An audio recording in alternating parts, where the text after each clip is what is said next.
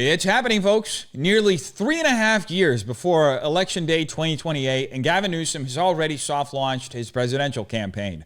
Like an influencer debuting a skincare line no one asked for. Now, for anyone who may not know, Gavin is the governor of our great state of California, which, since he took office, has started buckling under the weight of fentanyl, systemic fraud, rolling blackouts, sky-high energy prices, rampant homelessness, a mass taxpayer exodus, a housing crisis, a budget crisis, raging wildfires, an illegal immigration crisis, deep-rooted corruption, collapsing public education, a smash and grab epidemic, a public overdose explosion, the erosion of parental rights in schools, chronic water shortages, criminal justice failures, urban decay in Los Angeles and San Francisco, a vanishing small business class, demoralized and shrinking local police offices, record-breaking gas prices, gender ideology and grooming in the classrooms, an all-out assault of the Second Amendment, the steady destruction of religious freedom, a growing child sex trafficking crisis, and cartel-driven crime.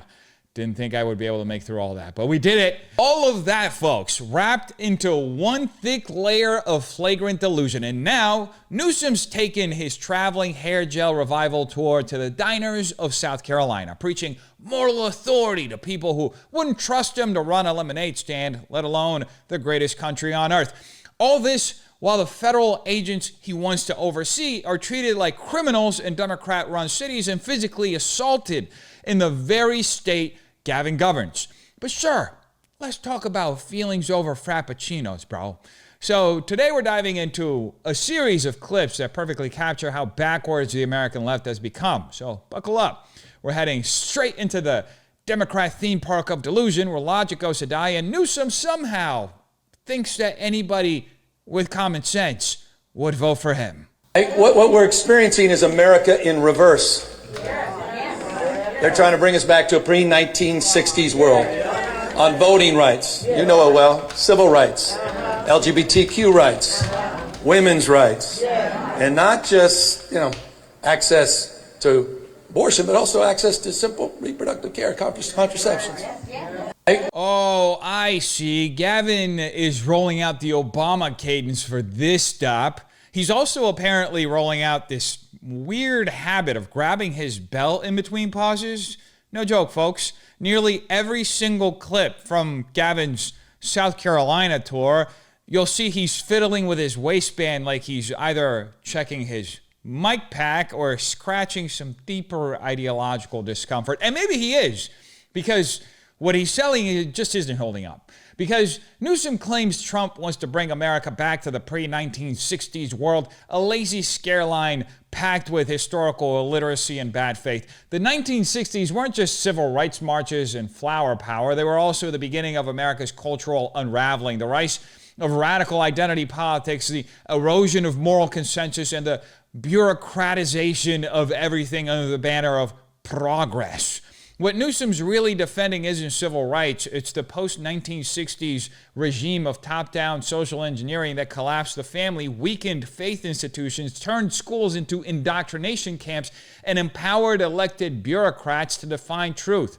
He talks about reproductive care like it's a sacred right, but what he means is abortion on demand and hormonal sterilization of minors. Two things no sane country would have touched before 1960. The idea that Trump or anyone to the right of Ruth Bader Ginsburg wants to reinstitute segregation or ban women from voting is just purely laughable. But this is how the modern left operates. They collapse every policy disagreement into a civil rights crisis because that's the only moral language they have left. And it's wearing thin. Americans are waking up to the reality that the past 60 years of progress didn't liberate us. It atomized us, bankrupted us, and left us spiritually hollow. So no, Newsom, wanting a return to order, sanity, and actual civil liberties isn't going backwards. It's in fact the only way forward. Image of, in relation to what Trump, where he is, but that's a whole other conversation. So I know that's tough, and I want to just end on this because it's serious, because what Lindsay did to you is pretty extraordinary. It's disgusting. What he did to this community is pretty extraordinary. What he did to this country is just outrageous. Yep. And I'd be remiss if I didn't highlight this. Oh, there it is, grabbing the belt. That bill they just signed, that consigns our to the greatest transfer of wealth in U.S. history, from one generation to the next. Completely saddling our kids and grandkids. Trillions and trillions of dollars of debt. In order to finance the debt to provide tax cuts for billionaires and corporations that didn't even ask for them in many cases. Certainly don't Grab need the them. bell again. Never 3 done better. times. Is Gavin holding back, or is this all the charisma, or shall I say lack of it, that he's planning to bring on the campaign trail? Because watching this guy perform for a handful of politely confused South Carolinians feels less like a presidential pitch and more like a failed audition for a community theater production of The West Wing. But the real story here isn't just Gavin's lackluster delivery, it's the hollow script he's reading from. He blames Republicans for transferring wealth and sidelining our kids, as if California under his leadership isn't the poster child for generational theft. Let's be clear. The greatest wealth transfer in American history isn't a tax cut. It's decades of progressive policy that ballooned the national debt, destroyed savings through inflation, and saddled young people with a broken economy and collapsing institutions. Gavin speaks like a man allergic to accountability, pretending that debt and dysfunction were born in a Trump tax plan, not baked into the entitlement state his party defends at every turn. This is the modern left's playbook, by the way. Project their own failures onto their enemies, rinse, repeat, repackage for cable news, and that's it, folks. But you know what? It's wearing thin, because when you strip away the belt-grabbing theatrics and the empty talking points, what's left is a failed governor desperately trying to export the California model, a model that's driving people out of this state in droves. If this is the future of the Democrat Party, if this is what they want to sell the rest of the country, well, good luck.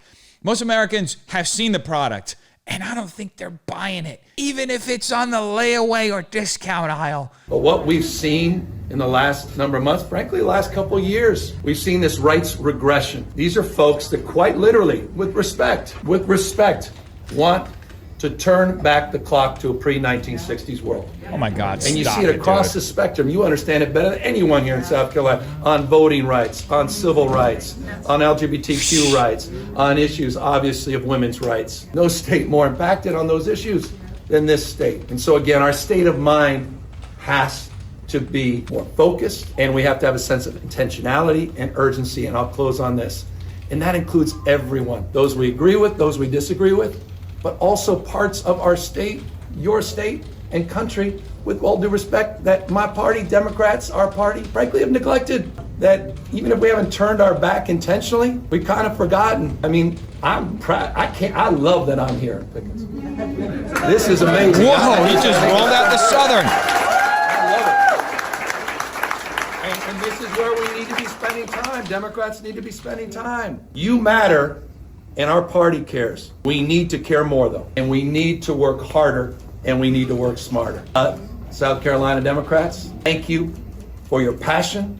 More importantly, thank you for your action. Oh my God, Thank stop, you for dude. everything you've done to date Cringe.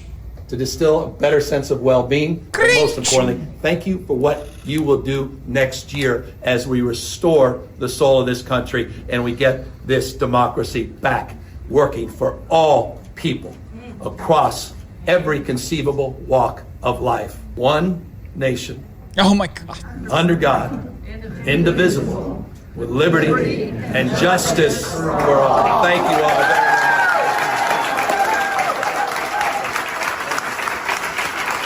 The irony of Gavin's talking points is that Republicans are in power right now. The dystopia he's warning about, apparently, isn't happening.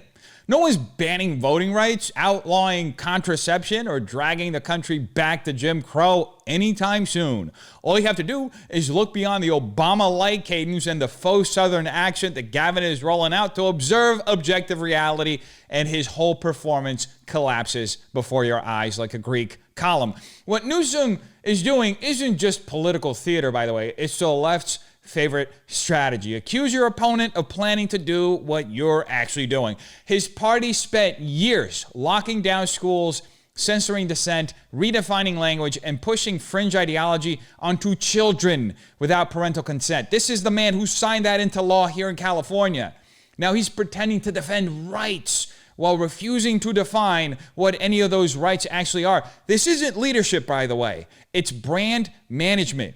He's in South Carolina not to listen, but to test drive a national message built on fear, nostalgia, and a carefully rehearsed sense of moral urgency. And the fact that this playbook still works on parts of the country is a sign not of Republican tyranny, but of how deeply the left has embedded its narrative power into media, education, and emotional manipulation. But guess what? This right here is so profoundly disingenuous, and it is so transparent that it's beyond its way out right now. Ladies and gentlemen, how are you?